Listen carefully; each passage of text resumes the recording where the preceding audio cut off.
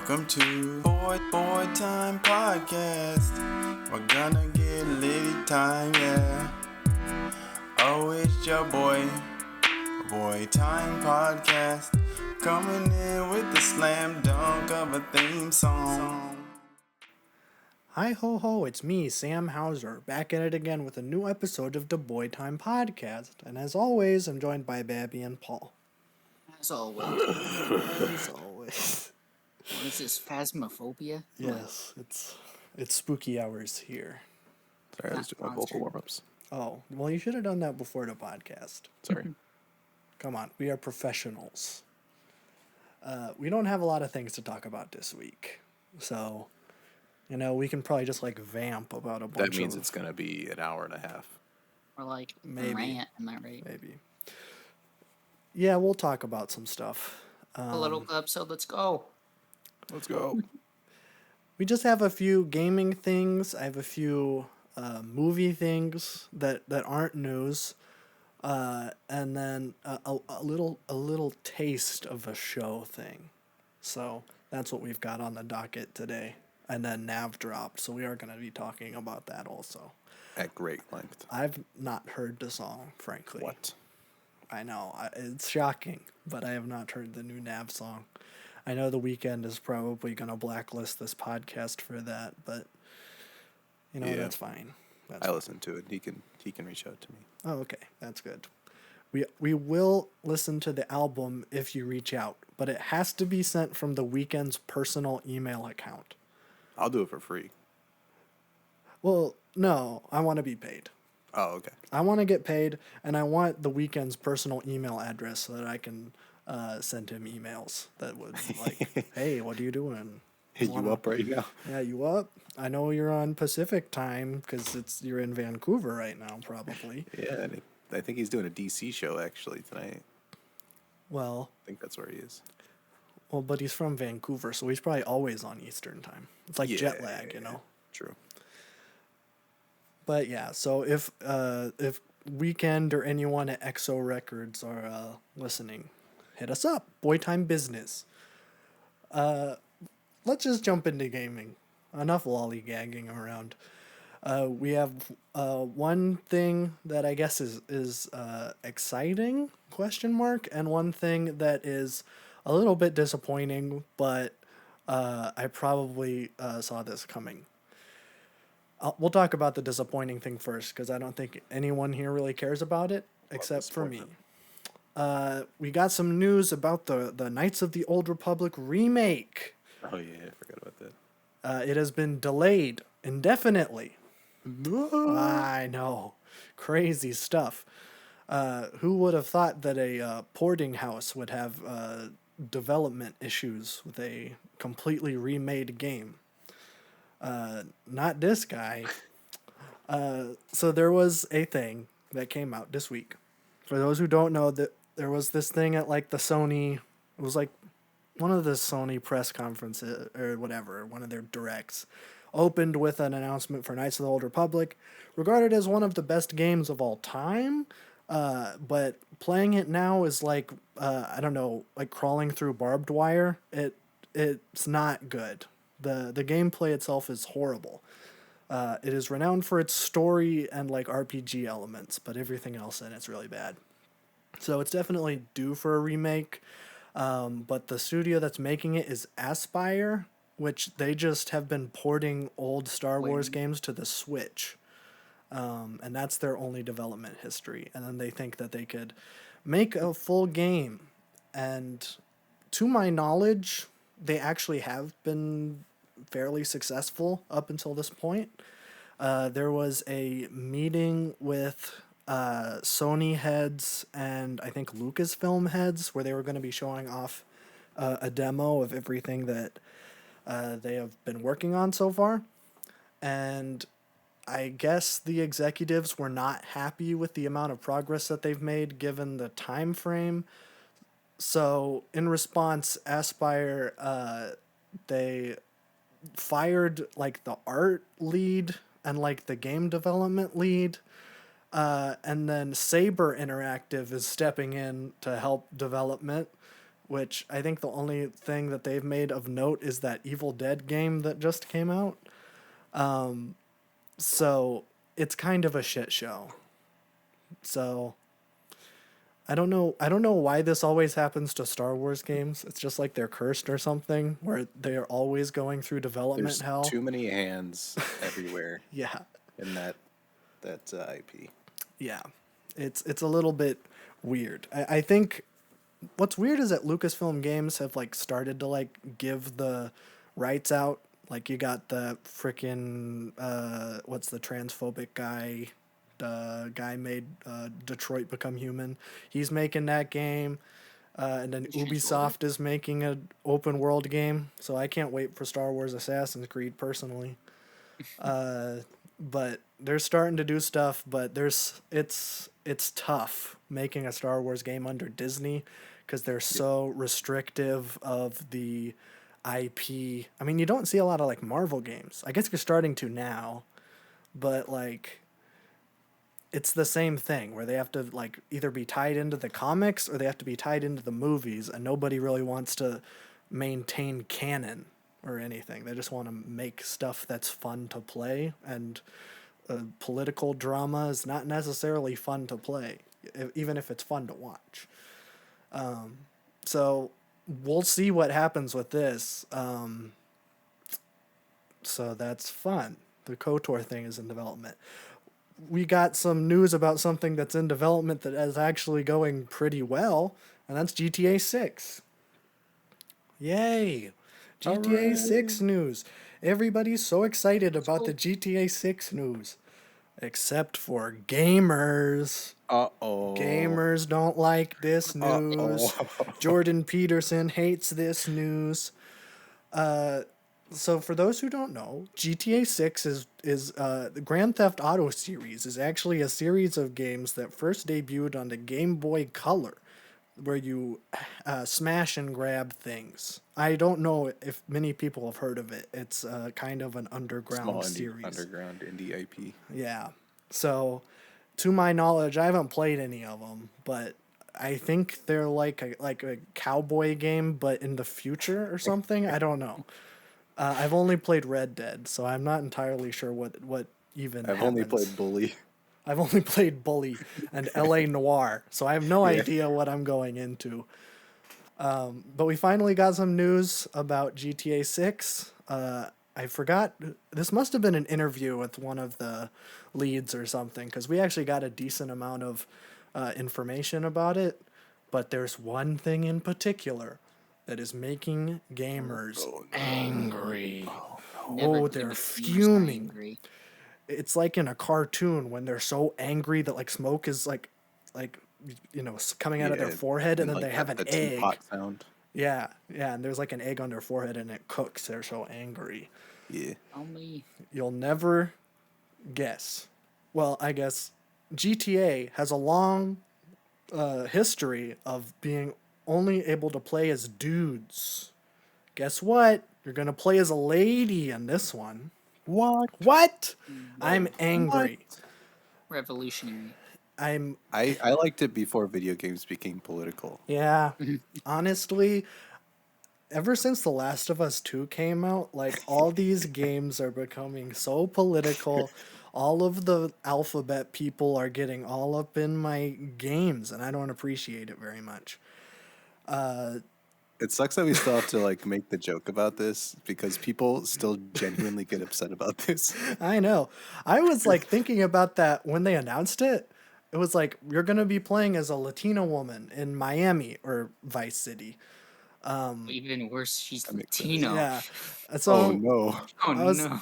that's what I was thinking. I'm like, oh, every other game you play as a dude.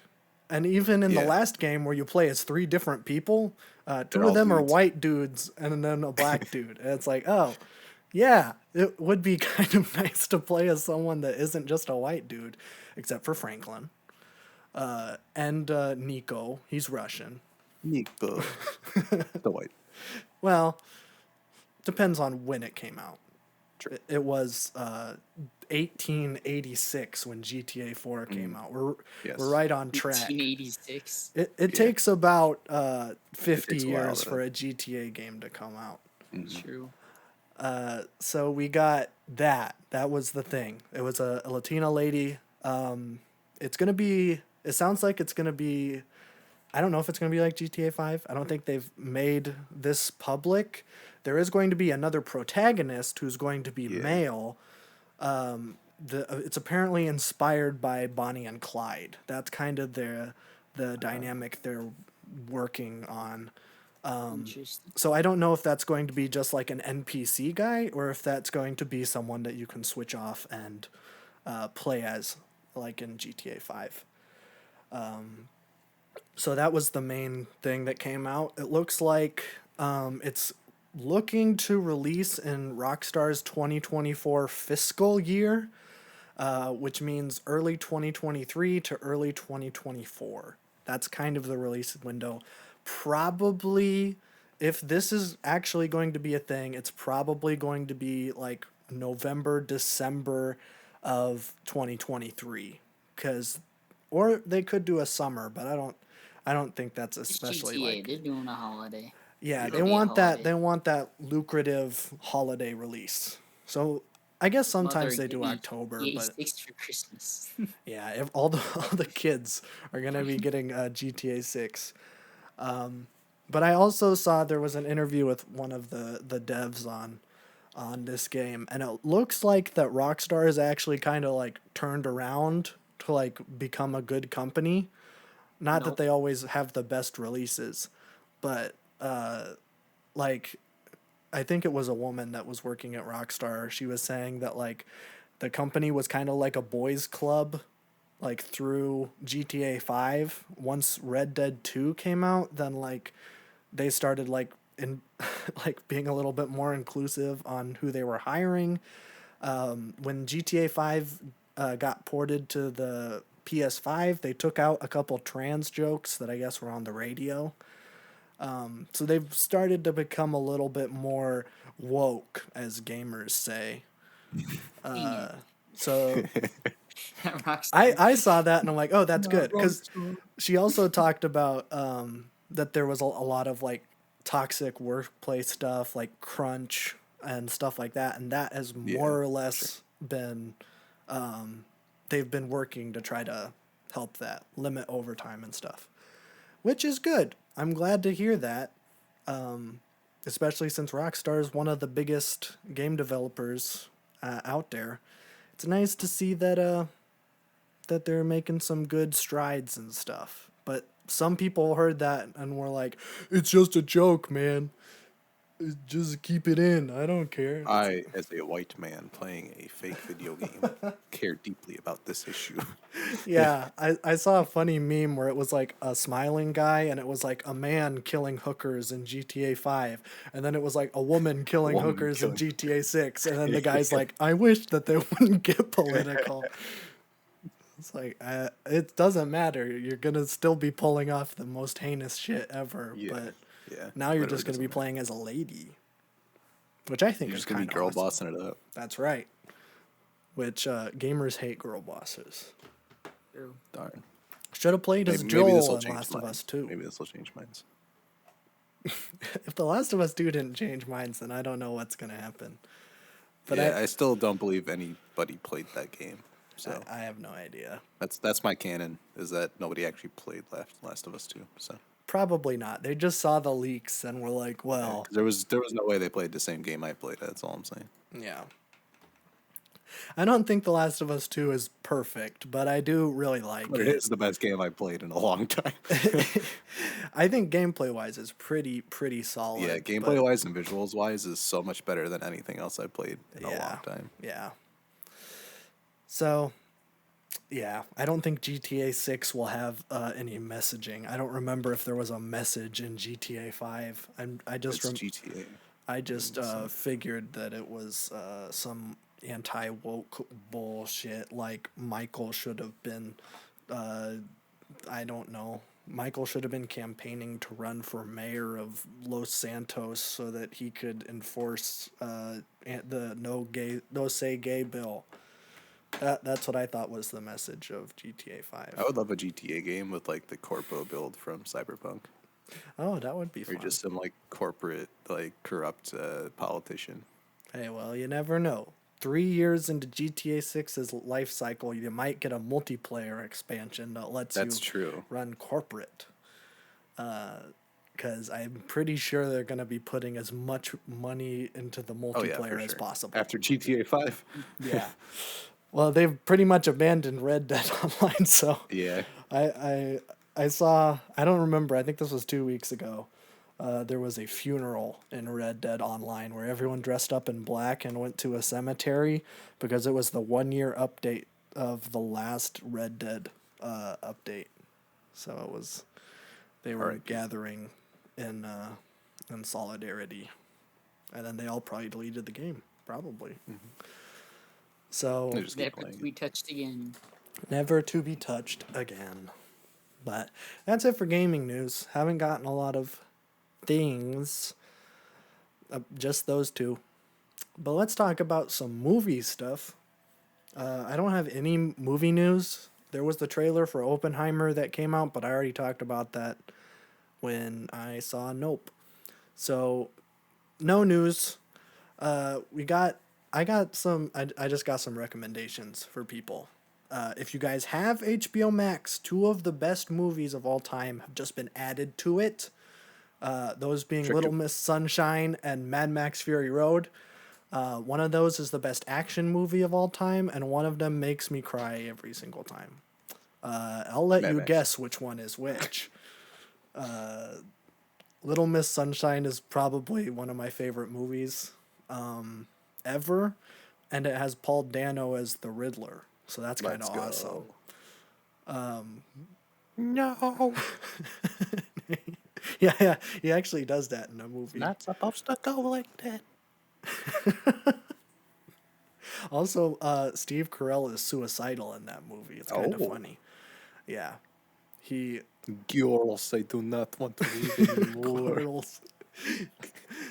It's a really sad. It's really sad. You're kind of messed up for joking about it. Honestly, Sorry. Yeah, come on, suicide's Steve. not a Steve Carell. joke. Yeah, Steve unless Carell it's is an a joke. animated flick, Despicable Me Too. Watch The Minions: exception. Rise of Gru in your local theaters. Check for showtimes on Fandango.com. But yeah, watch that movie. Watch Mad Max Fury Road. It's probably the prettiest action movie I've ever seen, and there is no story. It's just awesome visuals, so that's pretty sick. That's all you want. That's all you want. Who cares about John Wick's dog? I just want to see him shoot some G-dang terrorist's head off. Kill him with a pencil. Yeah, like the Joker in that one scene in The Dark Knight. Yeah. They call that his pencil trick. Mm. So watch those films if you have HBO Max, because HBO Max is their service is unbeatable when it comes to catalog. Their web browser needs a little bit more improvement. Slight improvements. Slight improvements, like it needs to stop breaking.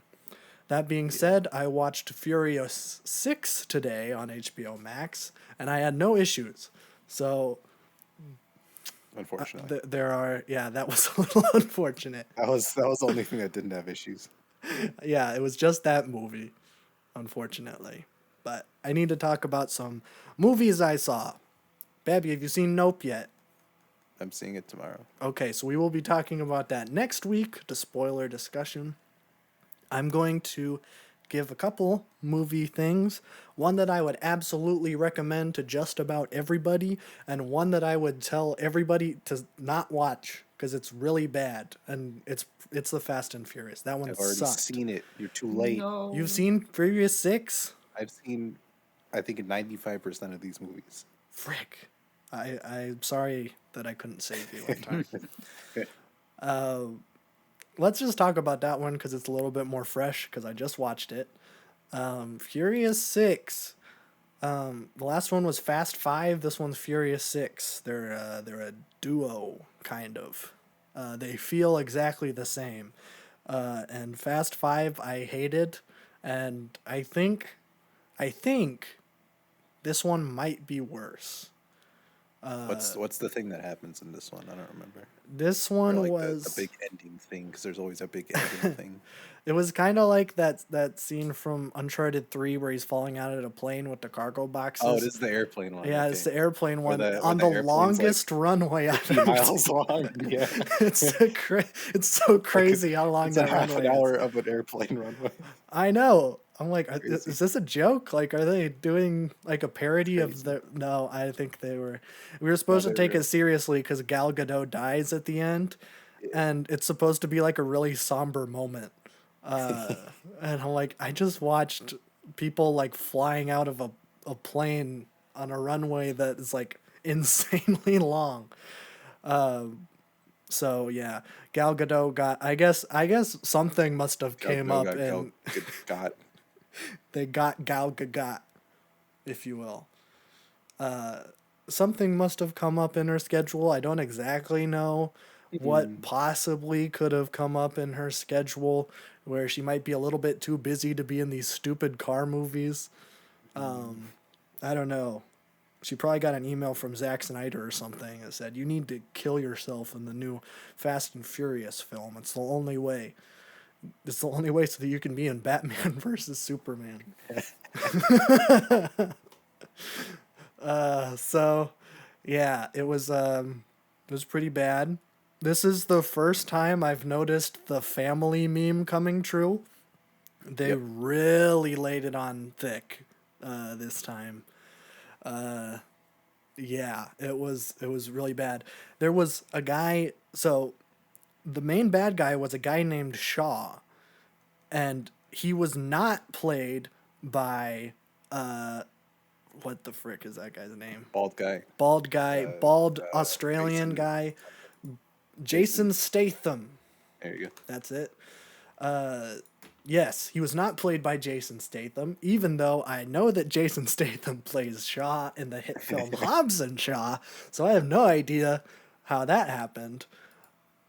But Jason Statham he shows up at the end of this film in the after credit scene, because I stayed for the after credit scene because I have to watch every piece of Fast and Furious content. And he shows up at the end, and it's a flash forward to Tokyo Drift, and Jason Statham actually kills Han. They kill him again. They killed him. I I don't. did not say this would happen. No, you didn't. Yeah, so it was a flash forward to that scene. But I don't remember like the.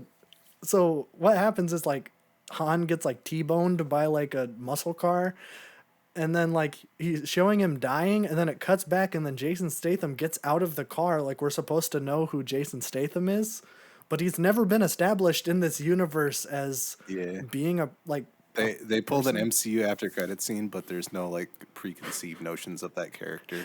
It's not like there's a Right. comic book or anything about him. Yeah, it's not like seeing like I don't even know, like Whatever seeing it is. Thanos in the after credit Yeah. scene and being like, "Oh, I know Thanos. Like he's Oh. this big guy." That gets me excited to watch the next movie. It's like, "Oh, that's Jason Statham. I know him from the hit film Snatch. That's it." He was pretty good in Awesome. that movie though. So Oh no, I love. Hey, Snatch is a great film. yeah. Everyone should watch Snatch. It's not a film about sex. It's a film about No. action, romance, I intrigue. think all of the above. There's a dog in it.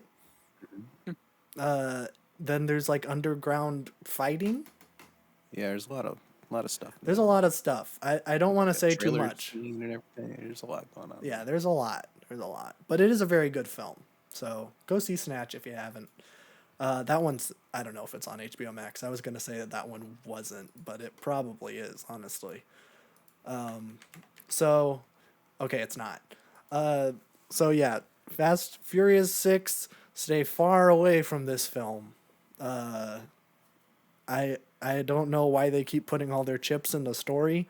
There's like 2 action sequences that were kind of cool, But I got really excited after the first action sequence because I thought the movie was over, but I still had an hour left, so I was really sad. And then they talked for like 45 minutes, and then they were on a plane for 10 minutes. And then it was 5 minutes of being really sad that Han's girlfriend died. And then Han dies. And then Han dies. And I have a bone to pick with this film. There's just one. Well, this is a minor thing, but I think it's just lazy writing because there's a character played by Tyrese Gibson, and he is the wisecracking, I don't know, big mouth kind of guy. He always hangs out with Ludacris because they're the only two black people in the film and they don't really know what to do with them, so they just have them talk to each other. And Ludacris is always like, "You have a big forehead."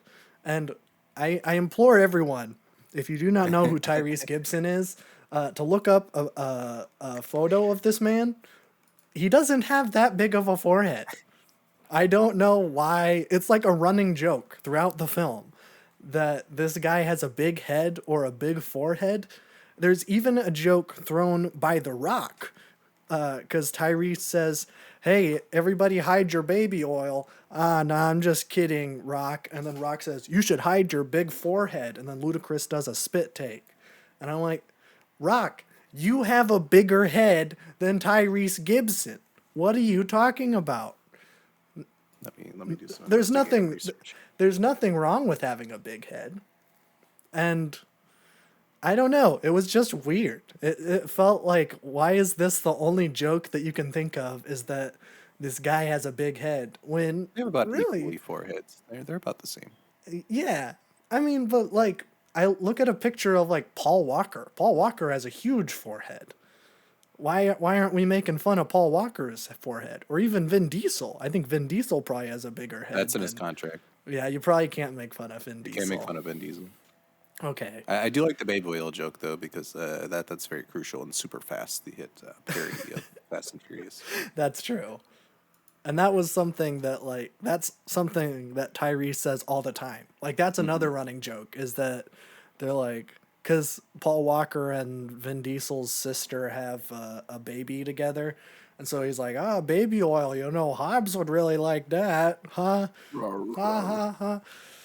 It was funnier It in is Super kind of Fast. It's funnier in Super Fast really pulls it off really well. Yeah, because it isn't like it's a little bit annoying when it's like, we're being self-aware. Do you get it? But like when it's Super Fast, nobody acknowledges the baby oil. He's just always applying it, and that's funny. Yeah. That's funny. If that's like seen as normal, that's a very funny juxtaposition.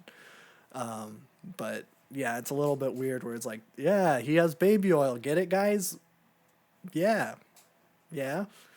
Aries. Let's talk about a movie that's really good. And no one will probably ever watch this movie, but I thought it was really Minions great. 2. No, I have not seen Minions 2. We'll have to get How Bad have Tab you on now? so we can talk about Minions 2. Oh, true. Is he the only one that's seen it? I think assume so. I don't think anyone here has seen it. But I saw the most charming little film, Marcel the Shell with Shoes On.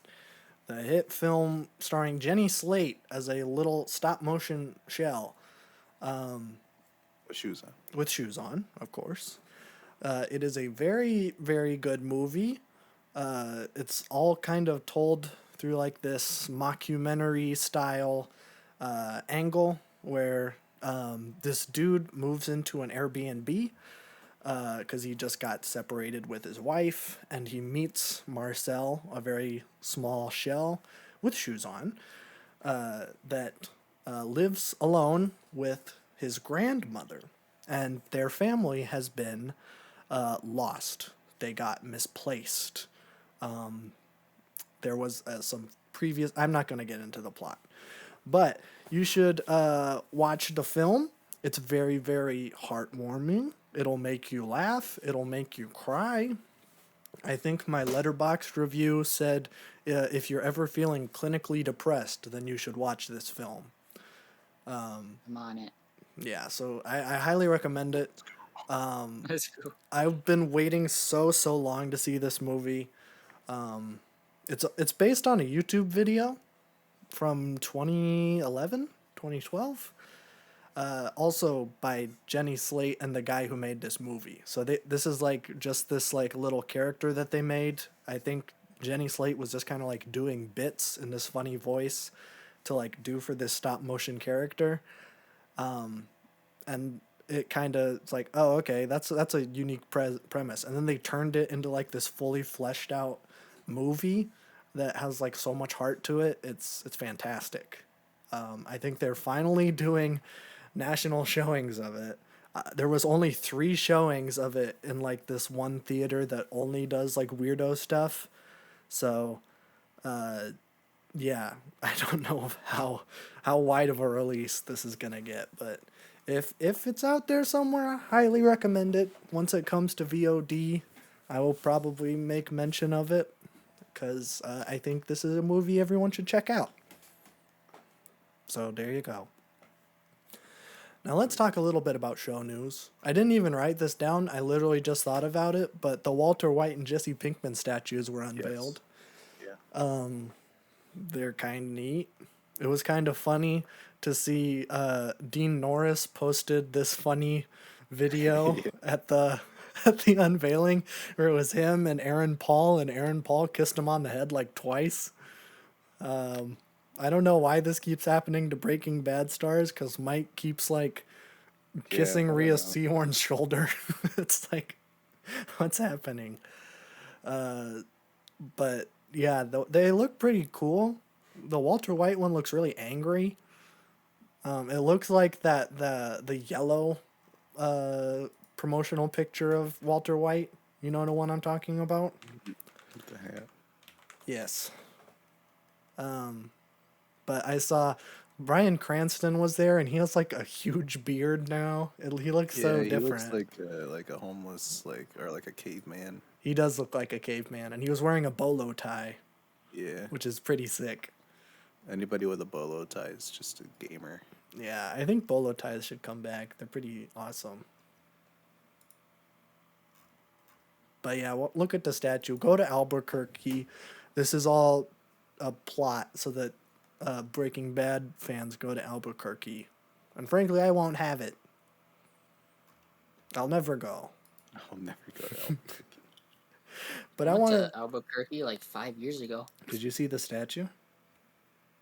Was it there 5 years ago? No, it just came out today. Probably not then. I would be I've been to Arizona, and I feel like that's still too hot. I don't know if I can go over to Arizona or New Mexico. It seems.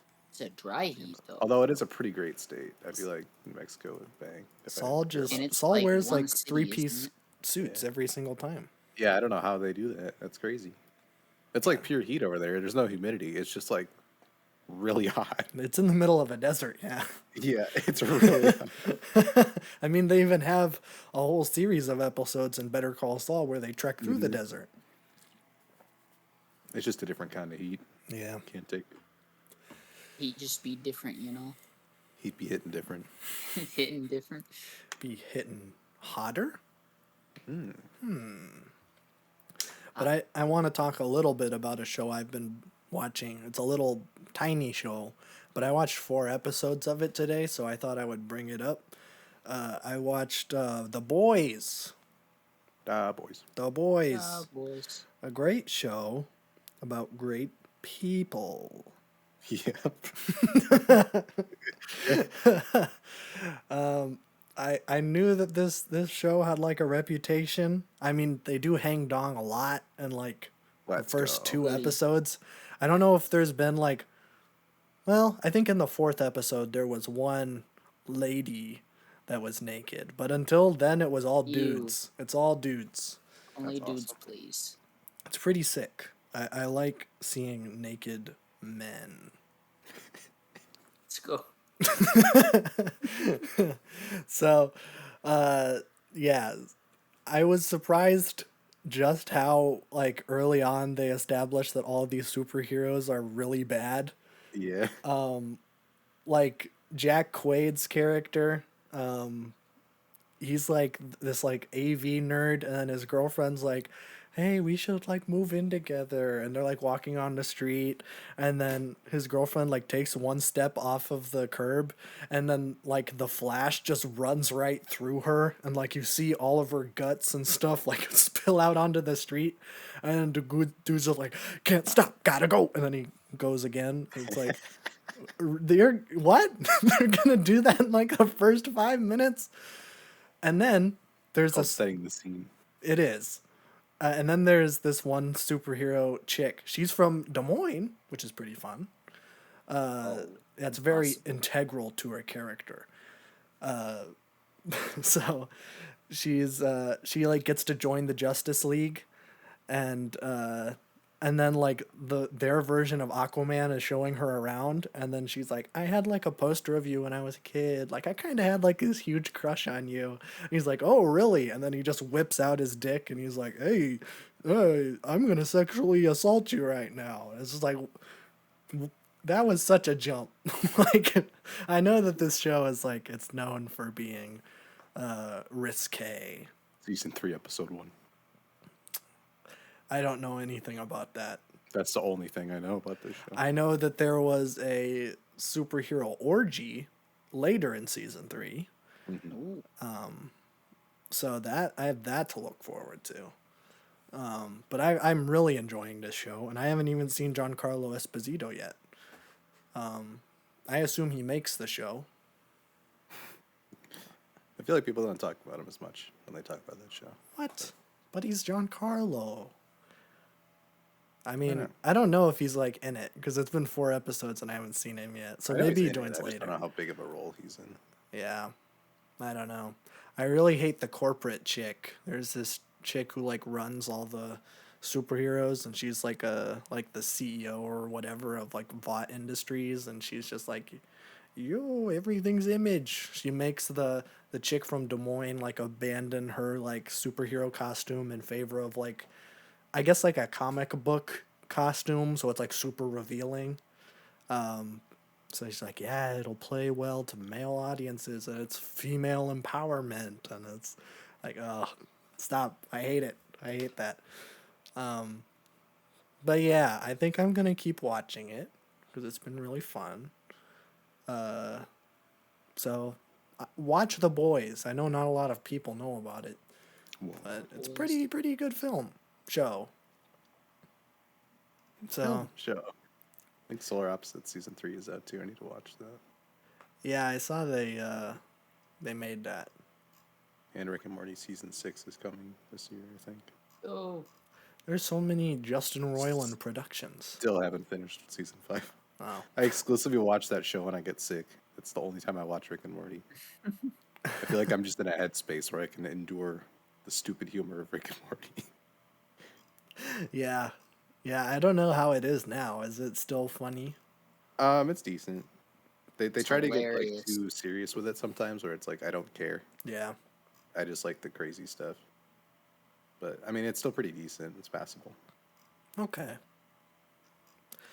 Well, you can talk about that when you get sick next time. Yep. So that's all I have. Let's move on to the music segment of this podcast. The movie section of the podcast. It's I literally could music time. Frick. Did I mess you Yeah. up that bad? Yeah, I was gonna like do an impression of you first, and then like it turned into me actually messing up. So Good. that's pretty good. Nav dropped. Oh my god! Oh, that's awesome. Oh my god! Everybody assumed it was gonna be an album. It's just a song. So Ooh. Drop the it has album. Travis Scott and Lil Baby on it. I don't know when the album's coming. Probably hopefully next soon. week. I hope so. I feel like he was dodging Beyonce.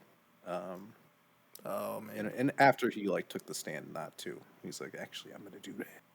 Yeah. You know, he never said it was an album, but it was heavily implied that it was gonna be. But Never Sleep with Lil Baby and Travis Scott. Yeah, decent. I mean, nothing crazy. I think Lil Baby does the best by far. Which isn't a surprise. I feel like Lil Baby's got the best track record recently for features. So Yeah. he killed it.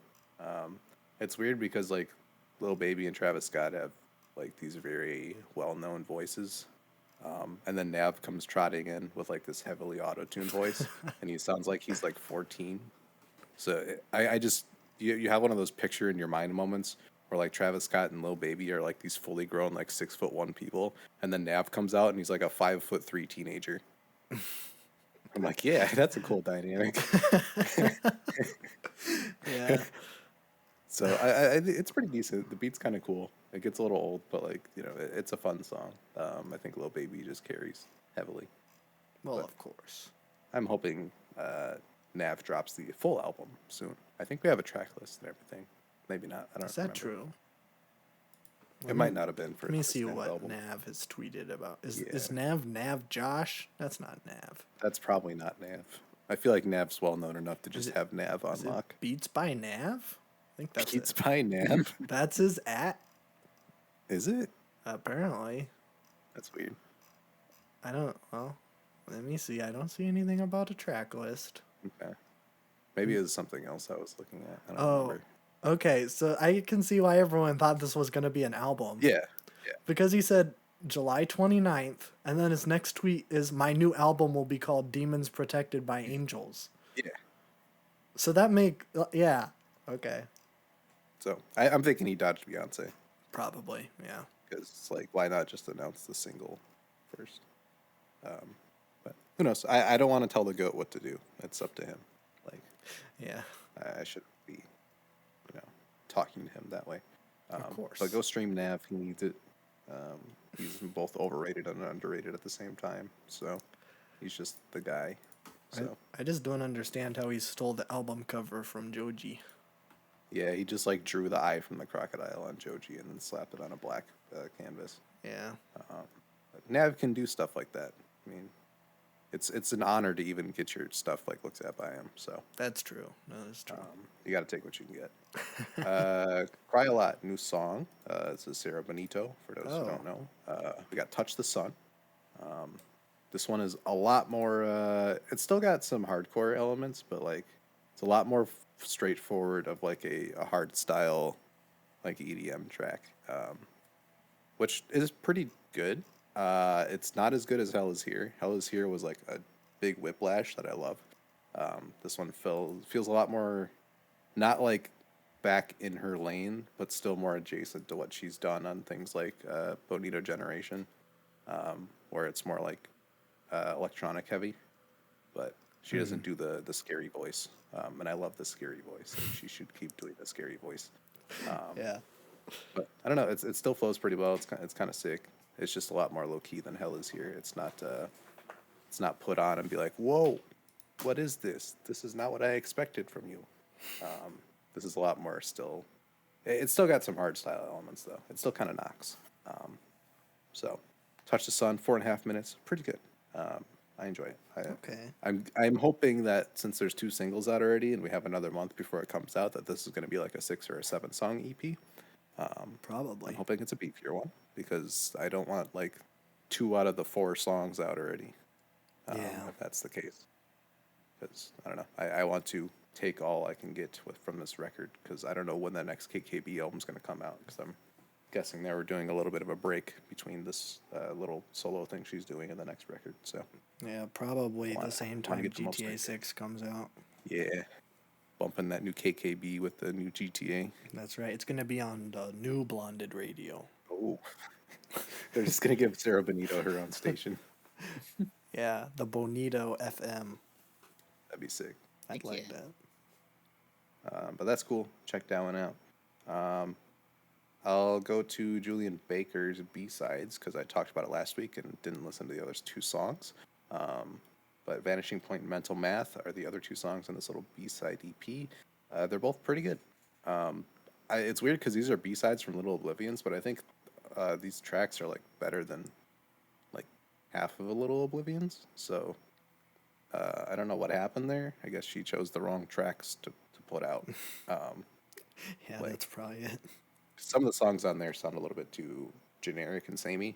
But like the things that really hit on that record, but I feel like these could have been a good addition. But Vanishing Point's cool. Nothing too out of the ordinary here. A lot of these are kind of still in her wheelhouse, obviously. But Mental Math has like, I swear this is the same guitar part from Should Have Known Better from Carrie and Lowell. It is so similar. Um, it's strange. I immediately picked up on it. I'm like, oh, I've heard this before. But I don't know. The way she uses it is really great. Her voice again is still very, very good. That's all I really need from Julian Baker's song, and these flow pretty well. I like when she stays more of like the stripped back kind of sound instead of adding a whole bunch of other stuff.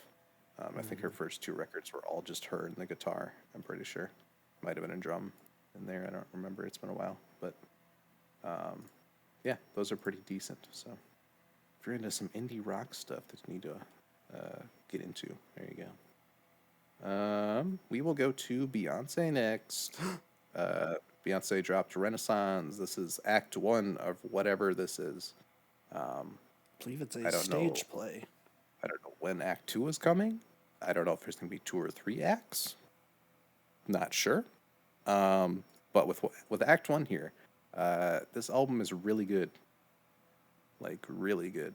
I want to thank Drake for being incredibly mediocre at house and dance music, because I feel like this made this album so much better after having to endure whatever Drake put out. Because that record is so entirely lifeless. And then you get to something like this, and it's just so incredibly satisfying. It is a house and dance record. It goes through all different styles of that. You got like Afro beats and like super gay club music.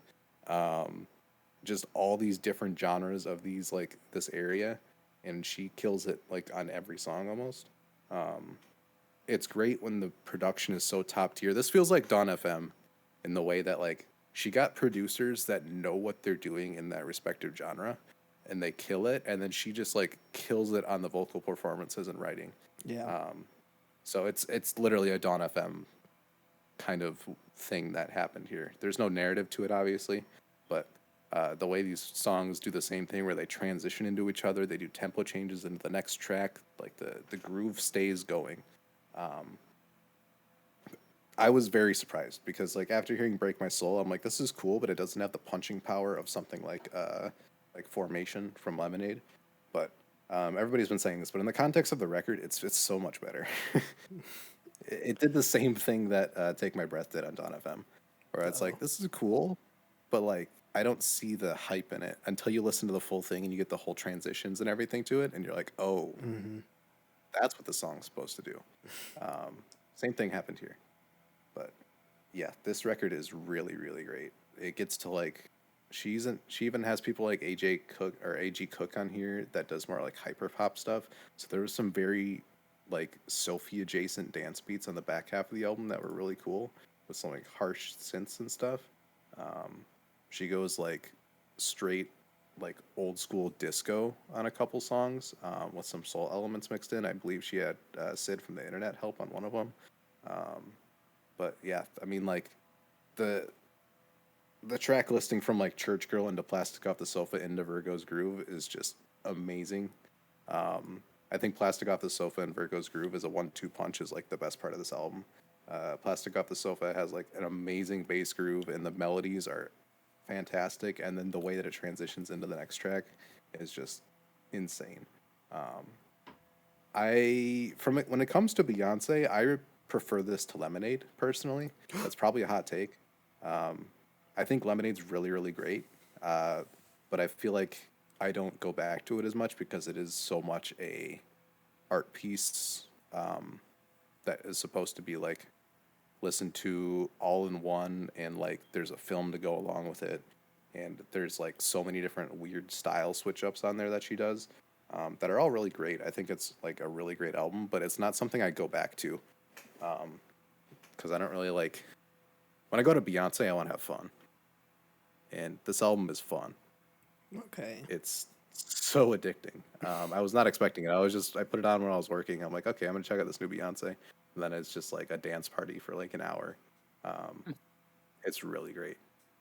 But yeah, it feels like a very refreshing, like, okay, I did Lemonade and I really wanted to like get this narrative of the whole like Jay-Z cheating thing mixed with all these other things that are going on, put them in one cohesive package. And then this record's like, I'm going to embrace like a whole genre of music across multiple like generations, and just put it into a really fun record.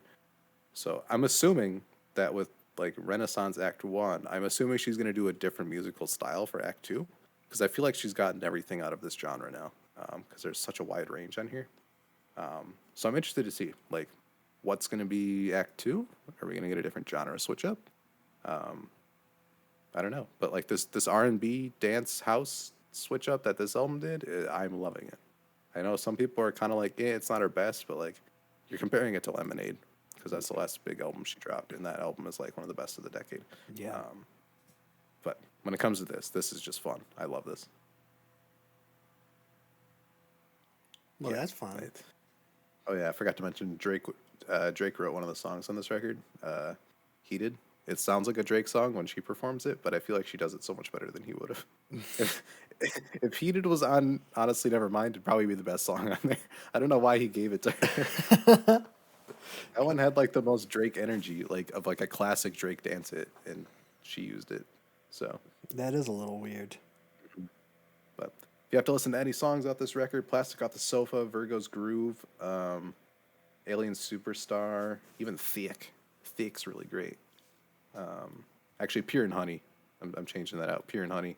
She goes full Prince on that track. It's crazy. But yeah, give this a listen. I was pleasantly surprised on how much I like this album. Just basing off of like how I listened to Lemonade, and I'm like, this is really great, but it's not something that's not like the lane I listen to music wise. Like it's not something I go back to a lot. This on the other hand is just like super easy though. So pleasantly surprised. Okay. One of my favorites this year. So check that one out.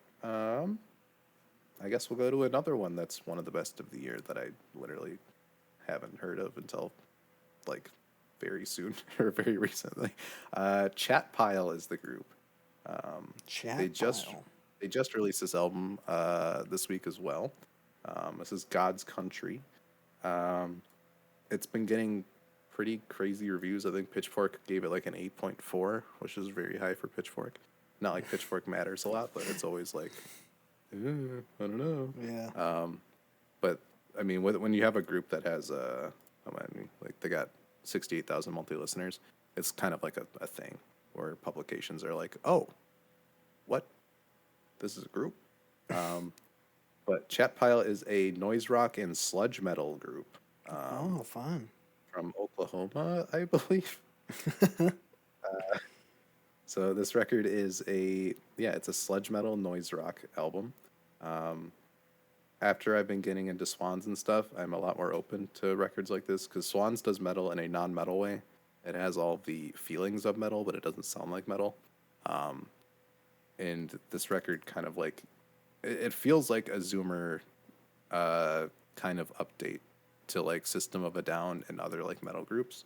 I think I hear elements of like they kind of act like the Black Midi type, where it's like these are Zoomer kids that are incredibly talented, making really great music, and it's quirky and weird, but also like really technical and impressive. Something with Zoomer rap or Zoomer rock outfits is like hitting really hard right now. There's a ton of them just coming out of the woodwork, but this record is so heavy. It's 40 minutes. It goes by pretty quickly with 9 tracks, but there's vocals that you can understand. I think the first track's the only one where it's more like screamy. That's the one thing I like that steers me away from metal usually, is if it's screamo lyrics or like that weird like metal growly voice where you can't understand what they're saying. Because I don't really mess with that a lot. I'm a noob when it comes to metal for sure, but it's more like spoken word ish for the rest of the record, which is cool. So again, it's kind of like a Black Midi where it's like eccentric singer, kind of singing, kind of talking, that kind of post punk style. But the instrumentals here are incredibly heavy. The bass on this record's great. It's just like some dudes in Oklahoma who are like making an anti-capitalist, like noisy, heavy record, and just having like a ton of fun with it and experimenting. Um, Slaughterhouse is a really great intro. It's like all metal used to sound the same to me, which is weird because like it's a very diverse genre, but like it's one of those things where you never have a good gateway. I've like listened to Megadeth and Metallica and like the big ones, but really getting into it and stuff like this has never been like something that I've sat down and done. But I'm pleasantly surprised by this. I think Why was like the first one where I'm like, oh, okay, I understand what's happening now. He's actually saying words and I can understand them, and it makes the anger of the music actually elevate, which is what I want. I feel like with metal, I'm so disconnected from the singers because I can barely understand what they're saying, or they do it in this weird like growly voice that I don't like. Yeah. But this one, he's like, why is there homeless people like living outside in this smoldering heat when there's like empty buildings that are like livable? That's like the whole point of the track. And just this heavy, heavy instrumental with it is fantastic. I think Wicked Puppet Dance is another one too, where like it gets Black MIDI levels of just heavy and insane, which is always a good thing. I think I get that same feeling with that track, without like the weird quirkiness that Black MIDI does with their stuff. It's just like it's that dense, heavy stuff that you get on Schlagenheim. I really love that one. The final track on this is called Grimace Smoking Weed.jpg. Okay. It's about a drug addict that hallucinates Grimace from McDonald's smoking weed that convinces him to jump off a building. Okay.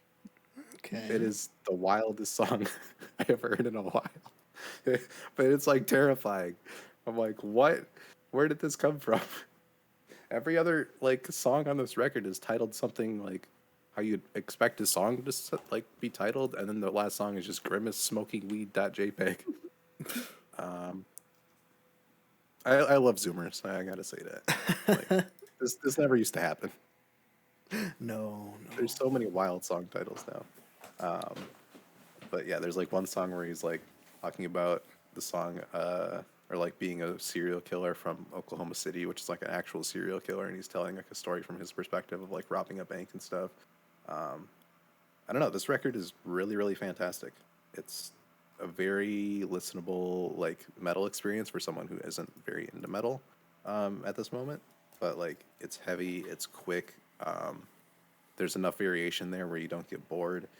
There's definitely some typical metal tropes in it, but like they work really well. But yeah, this is fantastic. Again, 2 records that came out this week that I was not expecting to like that much, but now they're both in the top 10 this year. So yeah, so check out that one if you're interested in any of what I just said there. I think that's pretty much it. I didn't listen to a lot this week. It was all podcasts for me this week. So Oh, okay. Do you want to shout out? No, don't shout out any other podcasts, because then they're not going to stop listening to ours. okay, We are the freak out. important one. Yeah. Dissect's doing a new show. I saw that, the Good Kid, Mad City thing. Yeah, they're doing a Kendrick like discography review, and they're going through every single album and picking like their favorite song from each, and then they're like having a Royal Rumble at the end to like pick the best Kendrick song of all time. Oh, okay. So it's a lot more casual. Besides Cole just like dropping huge like musical theory Easter eggs in the middle of episodes. Yeah. They have our dynamic. It's 2 people that are like completely different musically, like music taste wise, and they just talk about it for like a long time and get into like weird little like what. Because Yeah. Cole does like I like all the long songs and like oh this song means this, and the other guy's just like I like this song the best. What do you think is the best one? I could not tell you. What about the best one on Good Kid? Sing About Me or Mad City. Okay, I completely agree with you. Okay. I think they agreed on that episode. What about T-Pap? Mama. Final answer. Oh. Or Wesley's Theory. Yeah, that one's tough. I think I might do either I or Mortal Man. See, the funny thing about TPAB is there's no wrong answer. Unless you pick like the For Sale interlude, but the For Sale interlude is also one of my I like favorites. the For Sale interviewed. Well, when you have an album that's perfect, like that's any answer is a good answer for that one. I'll give my hot take about that record. Okay. I don't like Hood Politics or The Black or the Berry. Oh, That's my hot take. interesting. I feel like Hood Politics is the most forgettable. I love the I don't know opening. why. Yeah, with the phone call. Yeah, that groove is awesome. Yeah. But I'm Yeah, not they the switched I'm it not the biggest fan of I don't the. know. I still love those songs, but I feel like Hood Politics like gets lost. Black or the Berry is amazing. I wouldn't pick it as my favorite though. No, it's too I don't know. loud. Damn's interesting because I feel like what would be my favorite from Damn?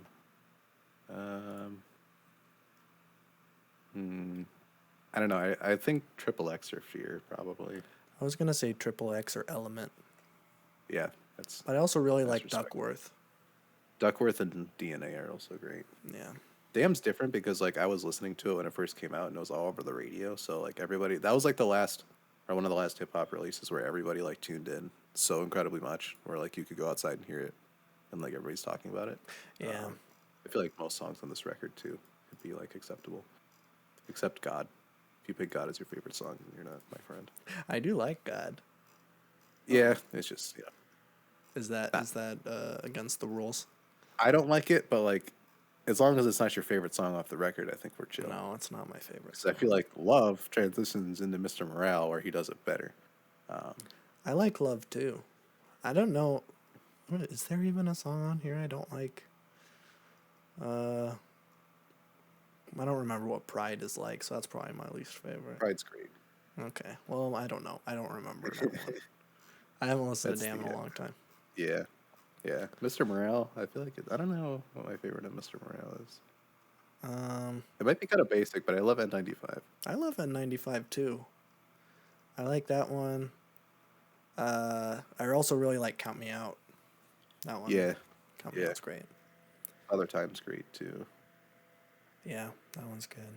I like Die Hard. I know you don't like Die Hard. No, I love Die Hard. Oh, what was the one that? Oh, you don't like Purple Purple Hearts. Yeah. I feel like Die Hard's just better Purple Hearts. Yes, I love Die Hard. Okay. But Okay, well, we just did our podcast. Yeah, we just did your whole show. Cole Kushner. Another man, I forgot. I forgot. So you said, oh, we did 2 for each.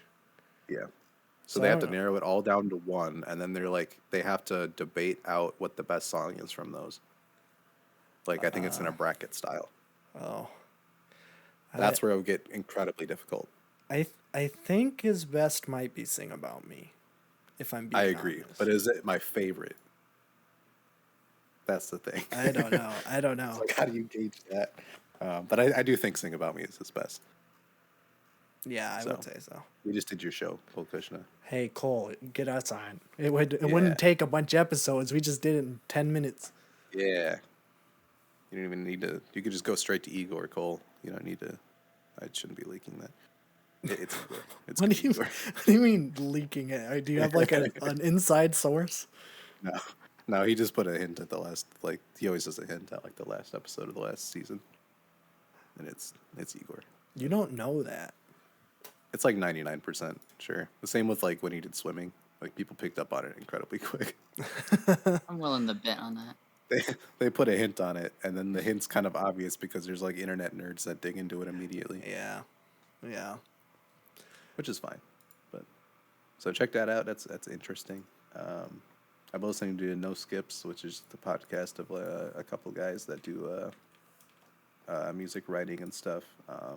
They just discuss like classic hip hop albums, and they do like okay. different categories, like best track or like what's the best lyric or what didn't age well or something. So they go through that, and it's a very casual thing. So that one's pretty sick. Do they only talk about perfect records? More or less, yeah. Okay. Yeah, they have like Mad Villainy and Dark Twisted Fantasy, Doggy Style, Black on Both Sides, like that kind of stuff. Oh, that sounds fun. Yeah, so that one's cool. What else have I been listening to? Oh, Mogul's another one it's the same guy from No Skips. This is like his main podcast. They do like hip hop stories technically. So season 3 is on DJ Screw. So it goes through the entire Houston scene and like the whole chopped and screwed history, which is really interesting because I didn't.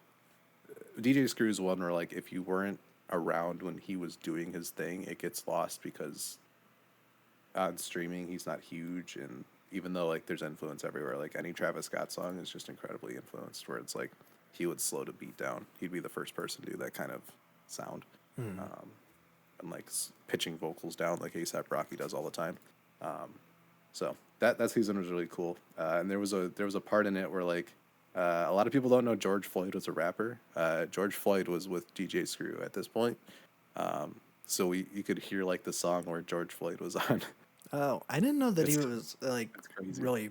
I didn't know how into the scene he was. I knew that he did make He wasn't music. very the way they recorded is that everybody went in a room and DJ Screw would just like do a beat and they'd pass the mic around to anybody in the room. Oh, okay. So he rapped on that song, but he was like a football and basketball player in college. So he kind of just came back and did this, but he didn't want to like pursue it big time. Although he could have. So it was like a really interesting episode. I was like, oh, that's a deep dive I was not expecting to hear about. Yeah, that's interesting. That's a really interesting one. And then I guess the last one I'm doing is Blowback right now. I did not know about this podcast before this week. Is that I a only know sex about it thing? because they're doing season 3. It is not. Then why would I care? Why would I care? But their season 3 launched this week. I'm not going to that yet because I want to do the other stuff they have first. But this is a season on the Korean War. It's basically a podcast about like the American Empire throughout history. Okay. So I think We the live in first season was Iraq War. So they went through like starting at the Iran Contra into like the Gulf War into Iraq War. Yeah. And every little ins and out of the Bush administration and everything else, and the HW administration, and how he basically crippled an entire country for fun. Yeah. Yeah. And still haven't Let's recovered. go. So, yeah, it's really cool. So it goes into depth in that, and then you realize how much school doesn't teach you, and then you get angry. I'm only learning about it now. I'm in college. Like, Yeah. there's so much like. Yeah. There, I don't know how deep you go into it either because it's really nasty. Well, here's the thing, because I just took an American history class last semester, and that teacher like made an effort to like talk about that kind of stuff. Yep. She left immediately. Like this was like maybe a year or two into her career. She was very young. And she was like, yeah, I'm leaving. I'm going to miss the students. I'm not going to miss this establishment. Yep. Like, I Yeah. don't blame you. It's like, oh, hey kids, today we're gonna learn about how we destroyed entire cities and leveled hospitals and schools while pulling out of the Gulf War while they were surrendering, just so we Yeah. could cripple their resources and destroy their power grid before we eventually invade them in 2003, and further cripple them with sanctions to this day. So that's really cool. You're just stepping into the American rabbit hole. Yep. Like I knew all this stuff like happened, but like I never knew how The like like the intricate specifics details of of it. it. Yeah. Yeah. So they go into like the entire like who did what, why, where. That's probably a good podcast to do. I should probably listen yeah. to that one. There's a lot of information. I did feel like I'd have to listen to that season again to get like all of it. Yeah, that's a big thing. It's a huge thing. Yeah. And then season 2 is the Cuban Revolution and all of that. I'm like halfway through that now. Like, yeah. Bay of That one's Pigs. even better of a season because like that's something they definitely don't teach you in school. No, I don't. I still don't know a lot about Cuba. We talked about the Cuban Missile Crisis in school, like Yeah. slightly, but we talked zero about Cuban Revolution and then the Cuban Counter Revolution. So school doesn't teach you about like Batista and like how we supported Batista's like authoritarian reign, and then like once Castro finally like took over with Che Guevara, how we like were obsessed with trying to kill him. Yeah. And how Cuba like basically eradicated poverty and illiteracy in their country after taking over, and then how we They have just like, continue to cripple them. Well, don't they have like universal healthcare to this day, even though Yeah, they've been so Cuba crippled? Cuba has a cure for lung cancer, but Hmm? due to U.S. sanctions, they can never have enough funding to make it available. We yeah. still cripple them with sanctions, We even though they we have one of the best scientific like departments in the world. They had 2 vaccines for COVID. I think the first out of anybody in the world. That's interesting. Yeah. Yeah, we were obsessed with a lot of like getting rid of a lot of Latin American leaders. Like that's Well, you yeah, know that. that's our thing, kind Yeah, of. yeah, Western Hemisphere leaders, we'll put it that Yeah. way. sure. Yeah. Well, it was all controlling the West, basically. Um, Is but that yeah, map of every country in the Western Hemisphere that the U.S. has caused the coup? yep. It's like every country. Venezuela, like every Yeah. single country. So it's just the way they paint Castro in like history class and stuff, where it's like Mhm. this like war criminal, where really he was like an incredible like leader coming up out of like this really weird regime that was before him. Yeah. And then just the vilification of him constantly. It's like it's more anger inducing than the Iraq war, because like in Iraq we already knew that it was a bad war. Yeah. Like everybody kind of knows that now. With Cuba, still people have zero idea, and it's still happening to this day. Yeah. I mean, like the thing is, Castro wasn't a great person. Like there's a lot No, of Well, yeah, of course, but shady like stuff. government regime wise, like that man took care of his people. Like better than a the U.S. way they puppet. built out of that was insane. Yeah. Yeah. I don't know. I need to do more research on that. But But that then, season's really good. okay. Yeah, that's interesting. I don't listen to a lot of podcasts, but when I do, I listen to the Always Sunny podcast. Avoid time like that. I don't listen to my own podcast. That would be What? crazy. I listened to the first episode that we did on Spotify because I thought it was cool that I could listen to myself on Spotify. But now that magic has kind of disappeared. But I do have a podcast recommendation. I don't listen to it all the time because it makes me too angry. But there is a podcast called Behind the Bastards, also a great kind of history podcast, I guess. They just take like different people and then do like a long form like video analysis, not video, but like a 2-part episode on like Dr. Oz or Ted Cruz or Hitler. It's like they go all over the place on like who they're going to be Big talking three. about. The big three, of course. Mehmet Oz, of course, being the worst out of Of those. course. But I really enjoy it. It's this one guy who like does all the research and then he gets like a comedian to come in who knows nothing about what they're going to be talking about, and then he just makes them really sad. And I think that's kind of fun. Yeah. So that's my podcast recommendation. Nice. I don't think anyone would really like the Always Sunny podcast if you don't listen or Haven't don't seen the watch show. Always Sunny. Yeah. Yeah, they're going through all the episodes, and it's fun. It's fun because they talk about like what it was like making the show in like 2003 or whenever it came out. It was like, yeah, I remember Bush was still president when we were making the this episode because this happened. And it's like that's crazy that the show's been on so long. It's so old, and I never realized it. But I guess we are getting into its 14th, 15th season. Yeah. Wow. I don't remember what we're at now. Okay, there are 15 seasons, so we're getting into the 16th season. Whenever that comes out, who knows? But yeah, it's crazy.